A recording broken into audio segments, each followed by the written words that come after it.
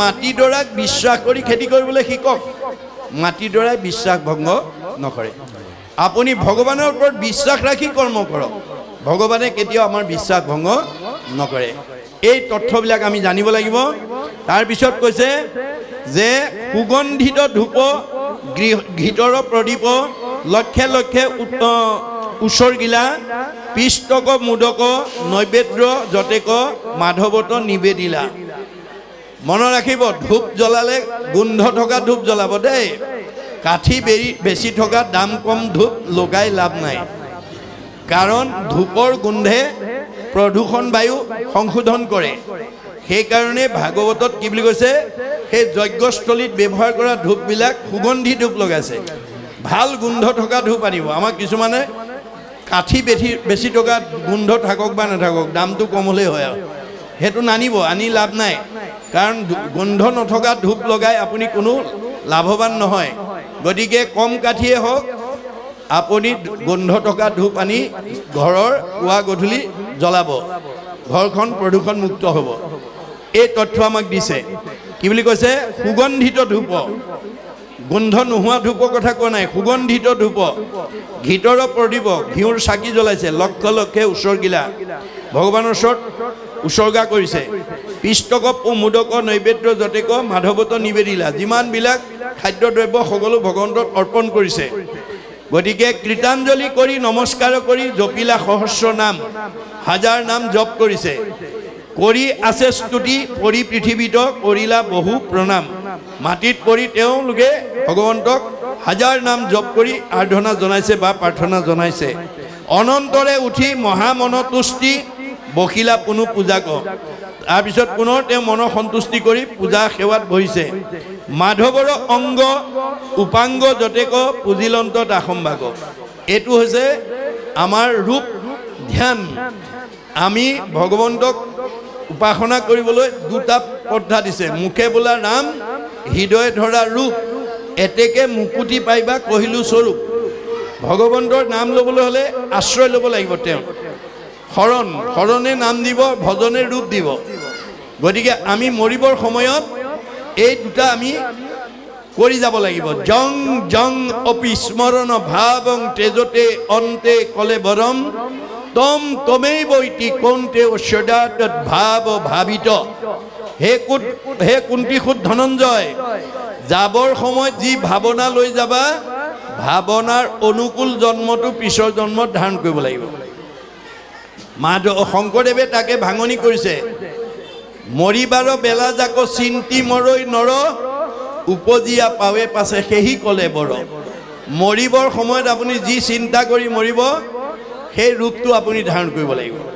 এতিয়া আমি কেনেকৈ মৰিব লাগিব, মুখে বোলা ৰাম, হৃদয়ে ধৰা ৰূপ, এতেকে মুকুতি পাইবা কহিলো স্বৰূপ। তাৰ কাৰণে আমি 12 বছৰত ল'ৰা ছোৱালীক শৰণ অনগল হ'লে ভজন দিব লাগিব। শৰণে নাম দিব, ভজনে ৰূপ দিব, তেতিয়া আপোনাৰ জীৱটোৱে পৰম গতি পাব। এতিয়া আমাৰ সমাজত বহুতে কি কৰে, শৰণ নিদিলে বোৱাৰীয়েকৰ হাতে শহুৰ শাহুৰ বা ভকতে নাখায় কাৰণে শৰণটো দিয়াই ভজন দিবলৈ ভয় কৰে আৰু শৰণ অনগল নকৰে। কিয় বোলে, শৰণতে ইমান নিয়ম নীতি মানিব লাগে, ভজনততো আৰু নিয়ম নীতি নাই। এতিয়া সেইকাৰণে এজন দাৰ্শনিক পণ্ডিতে কৈছে, মানুহৰ আটাইতকৈ ভয় ভাল মানুহ হ'বলৈ। শৰণ ভজন ল'লেই বেয়া নিয়ম, বেয়া খাদ্য, বেয়া ভাৱ, বেয়া চিন্তা, বেয়াবোৰ এৰি দিব লাগিব। বেয়াবোৰ এৰি দিলে ভাল হৈ যায়। ভাল হ'লে, ভাল হোৱাৰ ভয়তে এতিয়া শৰণ ভজন নলয়। কাৰোবাৰ যদি এইটো ভয় আছে এৰিব দেই। আপুনি ভজন নোলোৱাকৈ পূৰ্ব জন্মৰ পুণ্যৰ ফলে আপুনি এই মাদুৰী মলা গাঁৱত ককা ঘৰৰ তলত থাকিব পাৰিব, গাড়ী মটৰত ঘূৰিব পাৰিব, দামী পোছাক পিন্ধিব পাৰিব, দামী আহাৰ খাব পাৰিব, কিন্তু আপোনাৰ জীৱটো এই 3টা লেয়াৰৰ ভিতৰতে ঘূৰি থাকিব লাগিব। পুনৰপি জনমম পুনৰপি মৰণম, পুনৰপি জনমম পুনৰপি মৰণম। দাৰ্শনিক পণ্ডিতে কৈছে, sing of Hari with his form in heart, no other virtue is greater than name's worth. মুখে বোলা ৰাম, হৃদয়ে ধৰা ৰূপ, এতেকে মুকুতি পাইবা কহিলো স্বৰূপ। এই তথ্য মহাপুৰুষে দিছে। গতিকে আমি এই আচৰণবিলাক কৰিব লাগিব, তেতিয়াহে আমাৰ লাভ হ'ব।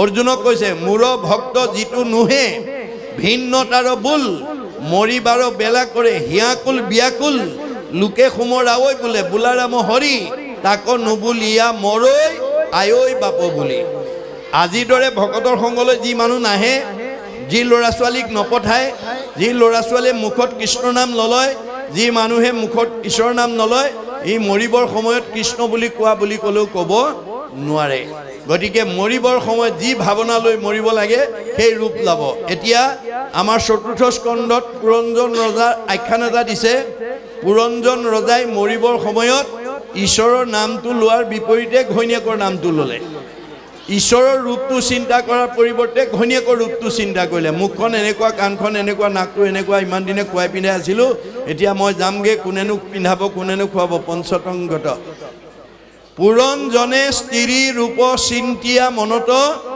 স্ত্ৰী হুয়া উপজিলে ঘোৰ সংসাৰত এইটো ভাগৱতৰ মত মনত ৰাখিব ভগৱানৰ কোৱা কথা যে মৰিবৰ সময়ত মাইকী মানুহৰ চিন্তা কৰি মৰাৰ কাৰণে মাইকী মানুহৰ জন্ম ল'ব লগা হ'ল কাৰোবাৰ উলট পালট হ'বলৈ হ'লে এইপালি ঔষধ খাব লাগিব দেই জ্বৰ ভৰতে হৰিণাৰ চিন্তা কৰি মৰাৰ কাৰণে হৰিণা জন্ম ল'লে মাধৱদেৱে তাৰ বিজ্ঞানসন্মত তথ্য দিছে ভক্তি ৰত্নাৱলী বাঘ পৰুৱাই নিজে পোৱালি নাপাৰে জীয়া পোক পৰুৱা মকৰা ফৰিং এটা ধৰি আনি নিজৰ বাঁহত সোমাই দি মুখৰ ওচৰত গুণগুণাই থাকে বাঘ পৰুৱা মানে কুমাৰণী যেন বাঘ পৰুৱা ধৰিয়া পোকা যত নামাৰি জীয়ন্তে আনি থৱয় বাসত জীয়াই জীয়াই পোক পৰুৱা মকৰা ফৰিংটো বাঁহত সোমাই দিয়ে আৰু মুখৰ আগত কুণকুণাই থাকে বাঘ পৰু আকৌ পোকে চিন্তিয়া ভয়ত তাহাৰ স্বৰূপ পাই সেহি শৰীৰত ভিতৰত থকা পোক পৰুৱা মকৰা ফৰিংটোৱে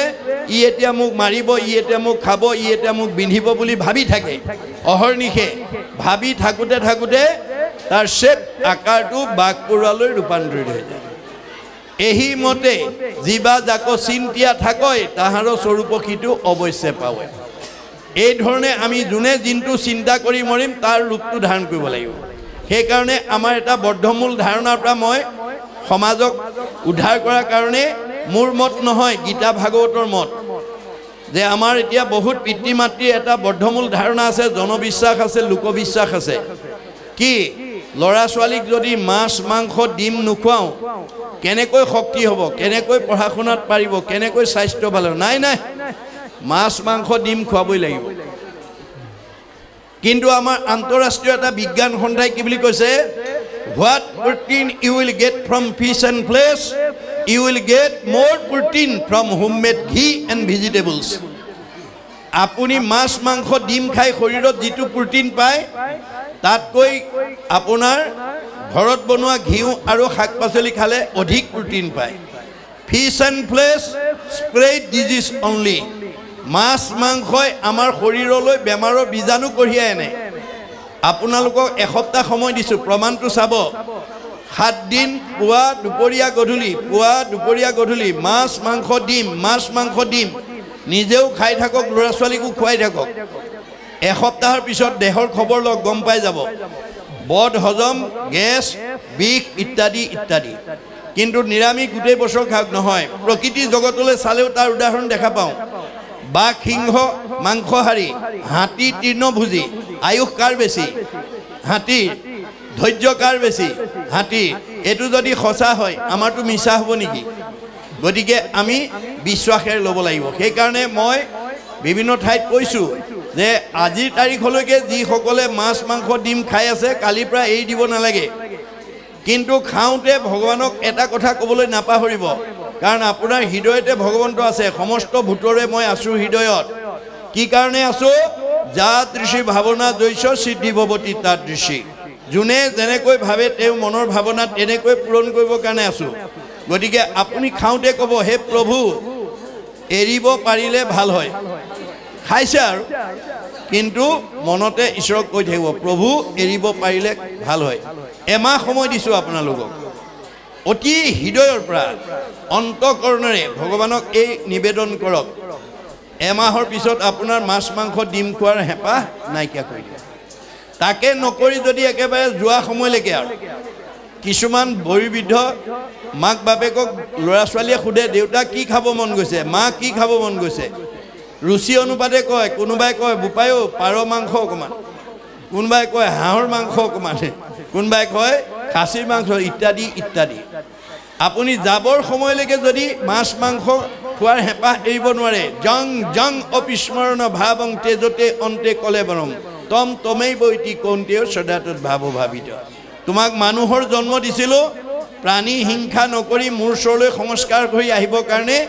তুমি কিন্তু যোৱাৰ সময়লৈকে প্ৰাণী হিংসা হেঁপাহ এৰিব নোৱাৰিলা। যিটোজনে প্ৰাণীৰ দ্ৰোহক আচৰে, কাটি মাৰি আপোনাৰ প্ৰাণ তৃপ্তি কৰে, মৰিয়া নৰক ভুঞ্জে অসুৰ জুনি পায়, পাছে ব্যাঘ্ৰ সৰ্প শুয়া ফুৰে মাংস খায়। ভগৱানে কৈছিলে তোমাক মানুহৰ জন্ম দিছিলোঁ সংস্কাৰ হৈ মোৰ ওচৰলৈ আহিবৰ কাৰণে। তুমি একেবাৰে যোৱাৰ সময়লৈকে মাছ মাংস খোৱা হেঁপাহ এতিয়া জেগাত দি দিছোঁ, যিমান খোৱা খাই থাকিব। কাৰোবাৰ যদি মানে স্বভাৱ আছে এই ব্যৱস্থা কৰিব দেই, নহ'লে কিন্তু জেগালৈ গুচি যাব লাগিব। এইটো গীতাৰ বচন, এই কথাখিনি আমাক কৈছে। এতিয়া কৈছে যে মাধৱত যত মুখ্য অৱতাৰ উজিলন্ত একে ঠাই, যিটো ভগৱন্ত আগতে আচন্ত পূজন্ত তাহাংক চাই। গতিকে ভগৱন্তৰ প্ৰতি আমি ভক্তি ভাৱেৰে আমাৰ সকলো ভাৱনা যজ্ঞ পূৰ্ণাংগ কাৰণে, আমাৰ ৰাতিপুৱাৰো যজ্ঞ, গধূলাৰো যজ্ঞ, দুপৰীয়া যজ্ঞ, সকলো সময়তে আমি ঈশ্বৰত অৰ্পণ কৰি কৰ্মবিলাক কৰিলেই যজ্ঞলৈ ৰূপান্তৰ হয়। গতিকে ঈশ্বৰত অৰ্পণ কৰি যত ধৰ্ম কৰ্ম কৰা কৃষ্ণত অৰ্পণ, তেবে অপ্ৰয়াসে সিজিবেক প্ৰয়োজন। তেতিয়া ভগৱন্তই আমাৰ মনৰ কামনা মনৰ ভাৱনাবিলাক পূৰণ কৰিব।